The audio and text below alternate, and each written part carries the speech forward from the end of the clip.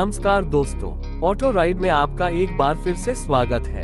कृपया हमारे YouTube channel को लाइक और सब्सक्राइब जरूर करें। धन्यवाद। टाटा मोटर्स भारतीय ऑटोमोबाइल उद्योग का एक ऐसा नाम है जिसने हर वर्ग के लोगों के दिल में अपनी खास जगह बनाई है। जब भी बात मजबूत, टिकाऊ और भरोसेमंद गाड़ियों की होती है तो टाटा सुमो का नाम सबसे पहले जुबान पर आता है।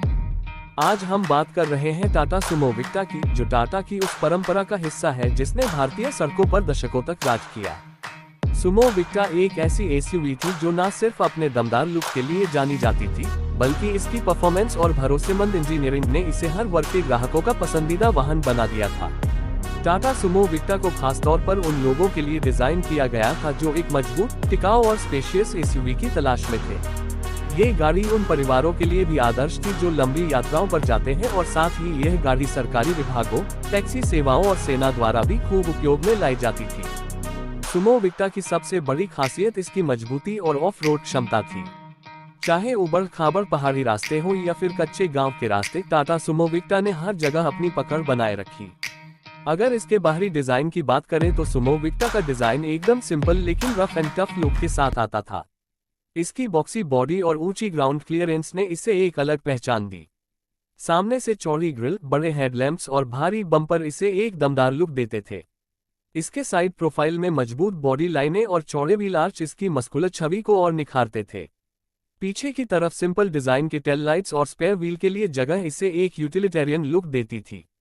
कुल मिलाकर इसका डिजाइन ऐसा था कि ये साफ जाहिर करता था कि ये गाड़ी हर तरह के रास्तों के लिए बनी है।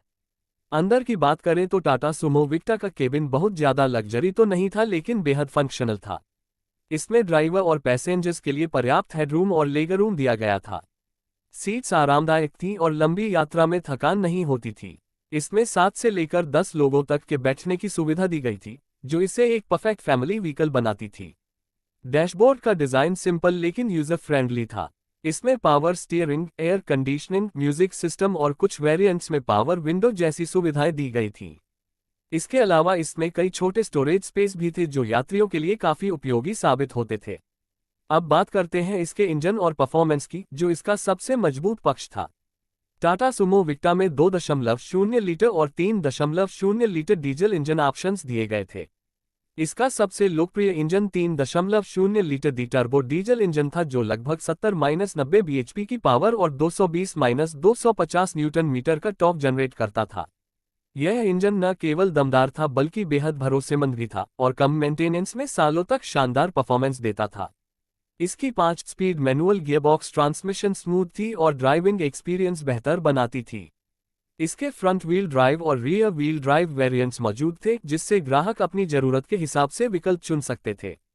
इसका सस्पेंशन सेटअप खास तौर पर भारतीय सड़कों को ध्यान में रखकर डिजाइन किया गया था, जिससे खराब रास्तों पर भी इसका सफर आरामदायक रहता था।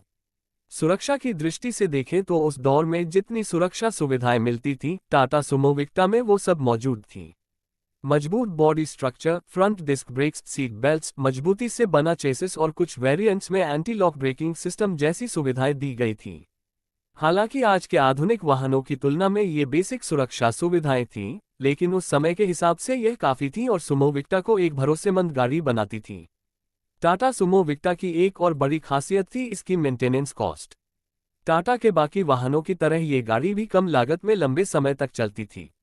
इसके स्पेयर पार्ट्स आसानी से उपलब्ध होते थे और किसी भी लोकल मैकेनिक के पास इसकी सर्विसिंग करवाई जा सकती थी। यही कारण था कि यह गाड़ी टैक्सी ड्राइवरों और ग्रामीण इलाकों में रहने वाले लोगों की पहली पसंद बनी।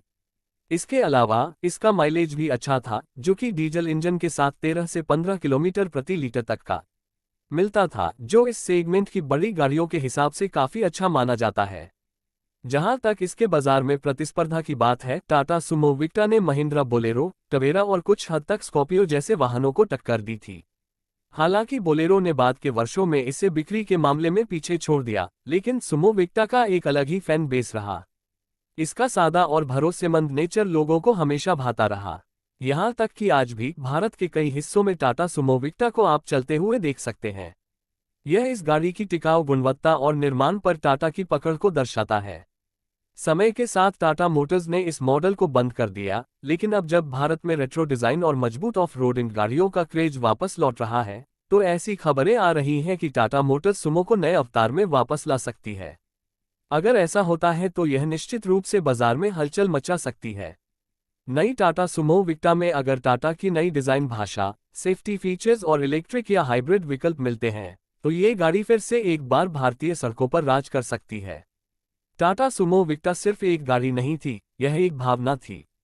यह उन लोगों की पसंद थी जिन्हें भारी सामान ले जाना होता था, लंबी यात्राएं करनी होती थी या फिर बस एक ऐसी गाड़ी चाहिए थी जो हर हालात में उनका साथ दे।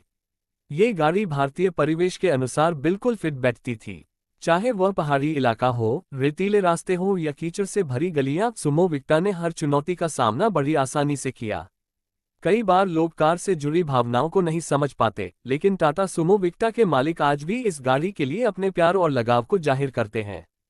इसकी मजबूती, विश्वसनीयता और हर मौसम में साथ निभाने वाली प्रवृत्ति ने इसे एक आइकॉनिक गाड़ी बना दिया है। अगर आप कभी पुराने जमाने की टाटा सुमो विक्टा पर चले हों तो आपको याद होगा कि इसका इंजन स्टार्ट होते ही जो गड़गड़ाहट होती थी, वह आपके अंदर एक अलग ही आत्मविश्वास भर देती थी। इसके ऊंचे बैठने की पोजीशन से सड़क का पूरा नज़ारा दिखता था और ड्राइविंग एक राजा जैसी फील देती थी। आज जब हम आधुनिक टेक्नोलॉजी और लग्जरी से भरपूर गाड़ियों की बात करते हैं तो कहीं न कहीं दिल में एक कोना ऐसे मजबूत, बिना तामझाम वाली, भरोसेमंद गाड़ियों के लिए भी रह जाता है। और उसी कोने में आज भी टाटा सुमो विक्टा जिंदा है। आशा है कि टाटा मोटर्स जल्द ही इस आइकॉनिक मॉडल को नए अवतार में वापस लाए, ताकि एक नई पीढ़ी फिर से टाटा सुमो विक्टा की ताकत, सादगी और विश्वसनीयता का अनुभव कर सके।